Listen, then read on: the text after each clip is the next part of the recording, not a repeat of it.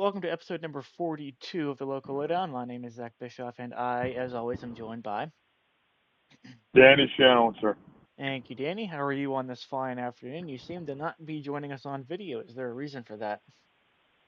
There it is, Zach. We are on the road to Tennessee. So we got 4 hours and 22 minutes remaining on the drive as we speak. So this is a great way to spend some time, man. Lovely, lovely, lovely. Hope you're doing well, Daniel. All right, today we're going to be talking about the new and improved, supposedly, college football playoff with the new 12-team format that debuted this year in the 2024-25 season. And give me your thoughts on first just the overall format, and then we can get into the first round of games. Yeah, for sure, Zach. So I would say I definitely see the vision of the 12 team playoff bracket, but I don't necessarily see the execution. Now, you might be saying, Danny, that's great, but what does that actually mean tangibly? Well, I'm glad you asked, although I asked myself that rhetorical question. But Yes, what I mean that by that was is, extremely rhetorical. Mm. yes, what I mean by that, though, is that 12 teams sounds great because there's more games. And as football fans, we want to see more games, right? But at the same time, when we have the first round of games, which took place on Friday and Saturday, and when we have games that weren't super close, can we see that vision come to a head? And I think that we can in some respects because obviously we had some. There was like I think the Texas Clemson game was the best game, but still, I mean that was the closest game, and the Indiana game was also close, but they were by 10 and 14 points respectively, I believe. So those weren't like down to the wire barn burners, and I think in a given year, only 5 to 6 teams actually have a realistic shot of actually winning the championship. So while I saw the vision, I don't necessarily think that it was the best execution by the committee, if that makes sense. I was unmuted. Yeah, I think that these first four games. Let me pull up the scores here. First four games here, you have Texas and Clemson. Well, it was actually the closest. Actually, no, well, Notre Dame and Indiana was pretty close, but first game you have Texas and Clemson. Texas winning by a score of 38 to 20. What is that? 24. Yeah, 38-24. You have Ohio State defeating Tennessee by a score of 42-17. You have Penn State defeating SMU by a score of 38-10, and you have Notre Dame winning over Indiana by a score of 27-17. Danny, my problem with this format is none of these games came down to the last quarter of play. It seemed like they were all decided, well, the majority of them anyhow, in the first half. Yeah, no, that's definitely, I would say you're 100% right there, Zach. And at some point, you know, is it worth more games for kind of a less good product? Because like while the 14 playoff was tough for that fifth and sixth team, like you knew that it was going to be a pretty close game, especially that 2 to 3, that 2 versus 3 matchup. Um, and so that made me think like, would you rather see it move to like down to 8 teams to kind of weed out the mediocrity in the 12? I mean, I well, let's give that a couple years because I hated the 14 format as it was. It was always Yeah, your SECs, your SEC schools. Your Alabama was always in it. Michigan was yeah, always in it. I I liked it because I like it now because of its novelty, but yeah, I like the fact that there's more teams. Like take Boise State for example. They have that they're right, they're a 3 seed out of the what are they? Mountain West. Yeah, And that's a matchup in the quarterfinals here that I'll be curious to see Boise State and Penn State. And we'll get to our yeah. picks later on. Um, been like, what's that running back there that was a Heisman finalist for Boise State? Ashton Genty. Yeah, yeah, I hear he was really good. So I'm excited to see. And that game is when is that game? That's New Year's Eve. Um, Yeah, I'm excited to see kind of when um how he looks. And also, Dean, I think now with the quarterfinals, I think that's when the good games start to happen because you have Texas right. or Arizona State, you have that's a 5-4 matchup. You have Ohio State and Oregon, that's an 8-1. You have Penn State and Boise State, which is I'm gonna tune in for. Then you have that's a 6-3 matchup, and you have a Notre Dame and Georgia 7-2 matchup respectively. Danny, I looking at this now, I think that the first round of this playoff was kind of like the first four of the NCAA tournament in basketball. I don't know. It kind of seems like a play-in to me for at least some of these teams. Do you agree with that? Yeah, no, I think that's a perfect analogy. And I guess and I do like the points you made about Boise State getting to go uh, to the playoff. But I think teams like that, I mean, I think that's really good for the sport because you want the kind of like sort of teams that you don't expect to maybe go on a run to go on a run. Yeah. Um, so I think that's a great analogy. I guess the tough part is especially with the at-large teams, what separates like Tennessee, who's 10-2, versus Alabama, who's 9-3. Well, they played head to head, but also I feel like sometimes because there's 12 teams, like the fact that Alabama almost got in as a 9-win team with 3 losses. If Yeah. they, I'm really glad they didn't get in because they didn't deserve to get in. But if they got in, then could they ever not get in? So that's where it's Right. that's where it's just that's hard, man, because obviously I completely agree I'm really excited to see what Boise State can do and what Arizona State can do. They those teams it's great that they get a chance to play in big games because that's going to do a lot for them for recruiting. But it's Yeah. also I think I mean the first four to the NCAA tournament is a great analogy because you have that chance, but also because 12 teams is a lot of teams, especially for the SEC teams that they have the ability because their conference is really good to play better teams than Boise State, for example. So where do you So I'm glad that they're at 12 because it allows for more storylines. But Hmm. I got super annoyed that Alabama was even in that conversation because they lost to Vanderbilt. I mean, I love Vanderbilt. Yeah. I mean, it's a great school. Both my parents went there, Yeah. but I was about to say family ties there.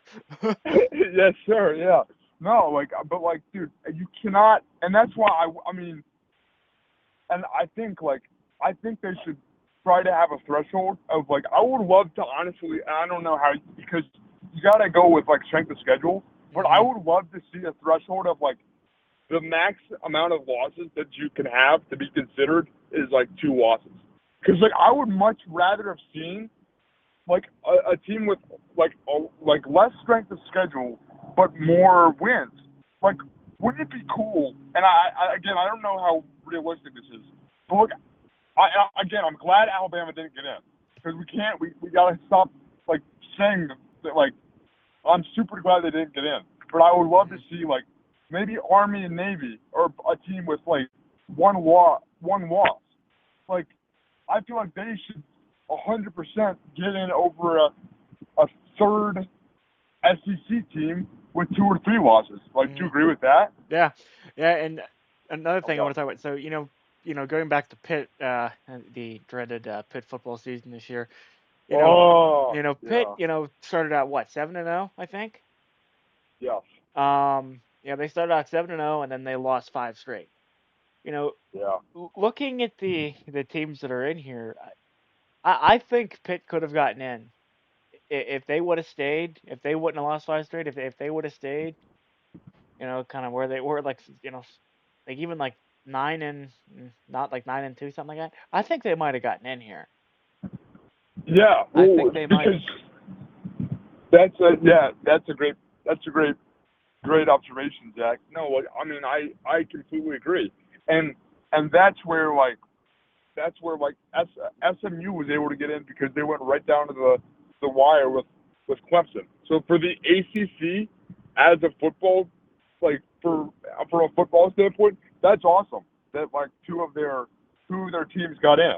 Now the other side of that is okay. Yeah, you got in, but you lost by 28-14. So like, is that? But I also like. I think at the end of the day, you want to give teams the opportunity to play big games. So I think they did Hmm. get it right, and I agree. Like I mean, because with the 14 playoff, Pitt never had the chance to to to to make it in. Never had the chance because you knew that like two of them was going to go to the SEC, one was going to go to Big Ten, and then one was going to be like a West Coast team. So like I'm really glad that we had that chance. We just gotta.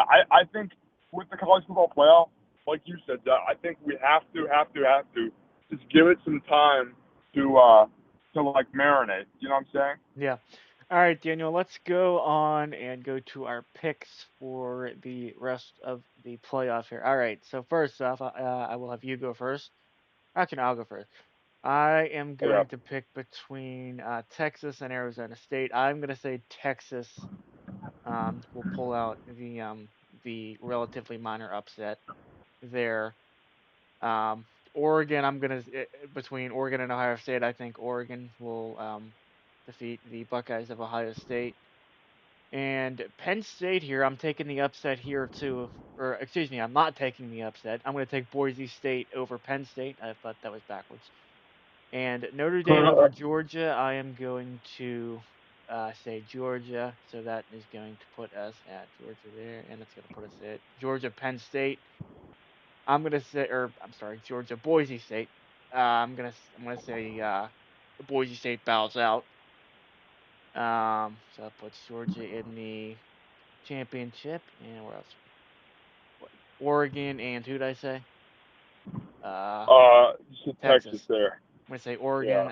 Oregon. I'm gonna say Oregon's there, so I'm gonna say Oregon and Georgia for the championship, which I think is going to be taken by the Georgia Bulldogs. Daniel. Zach, that's a great picks, man.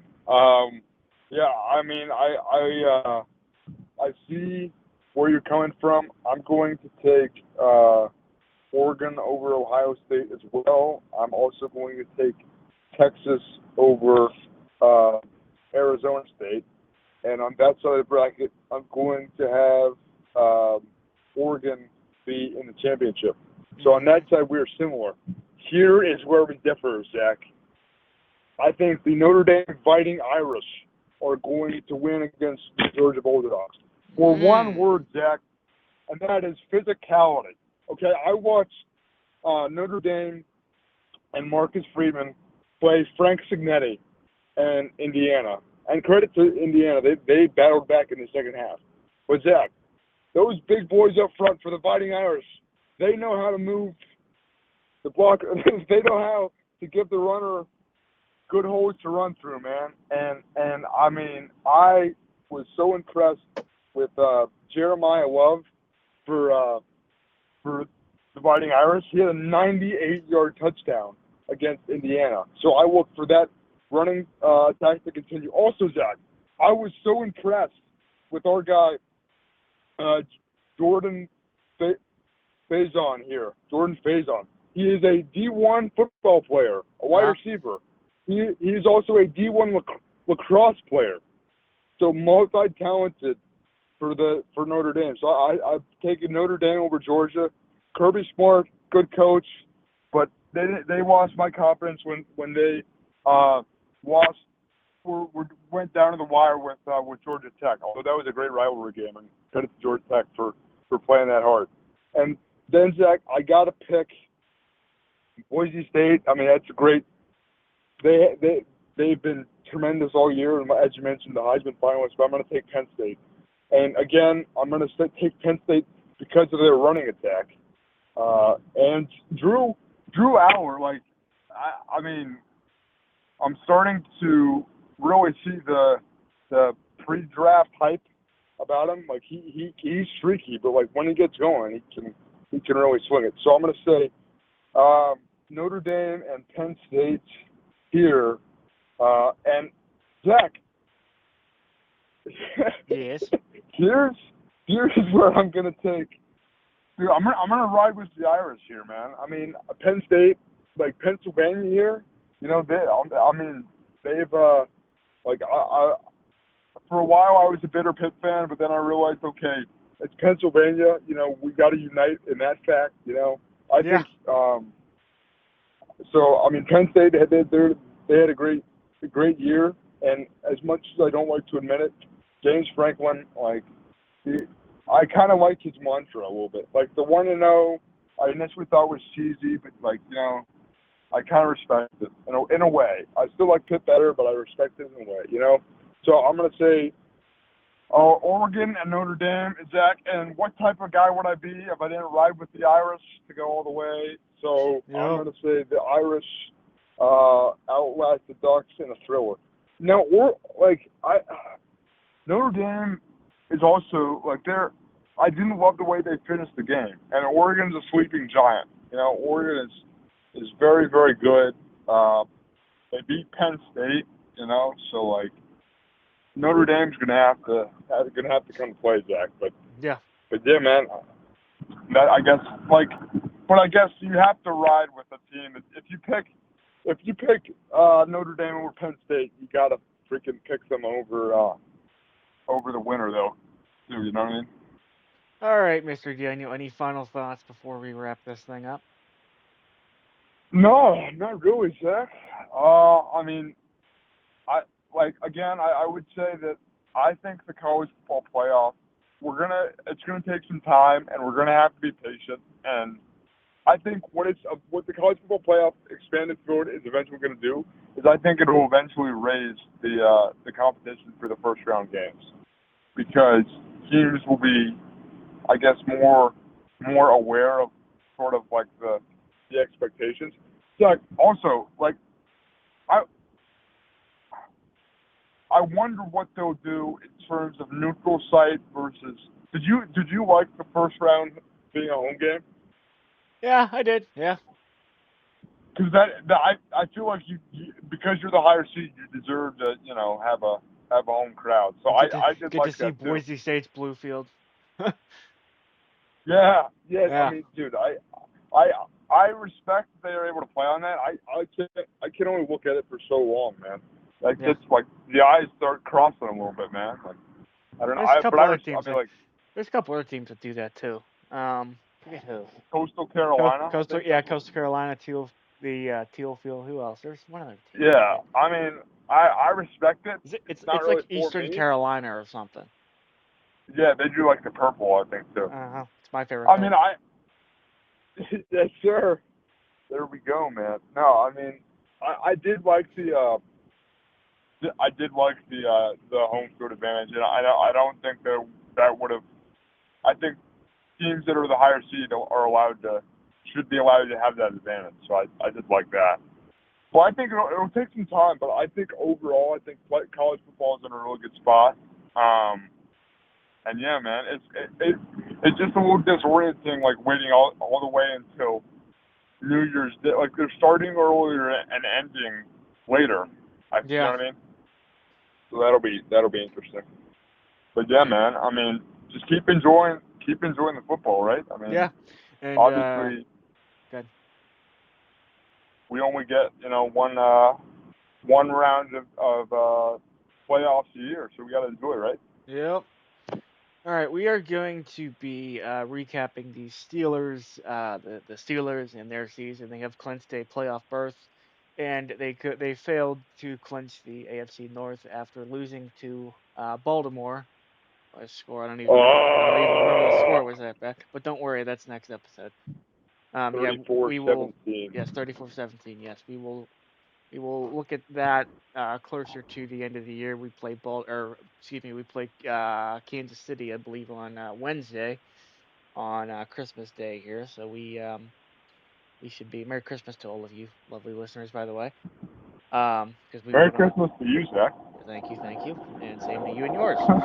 Yeah, we will not be Thank you. back on here prior to that Christmas Day again. So we'll probably be on back on here after Christmas and maybe going into week 18 here and looking to kind of recap the Steelers season, what went right, what went wrong. And yeah, there's your shameless plug for the next episode. All right, Daniel, thank you very much for being flexible with me and tuning in from your comfort of your own vehicle there on the way Same to you, Zach. Thanks. to Yeah, go man. see family for Christmas or Everybody, whatever you this is happen to be doing. Zach Bischoff is our tech maestro, man. This That, guy, I mean, tech is this technology and troubleshooting is this guy's middle name. You know, thank you, Daniel. this guy can do it all. A true five-tool player, great sportscaster, even better friends. You know, Zach Bischoff. Thank you, Daniel. All right, that is going to do it for the 42nd edition of Local Lowdown podcast. We thank you all for watching and listening, and we hope to see you next time. Until then, bye for now.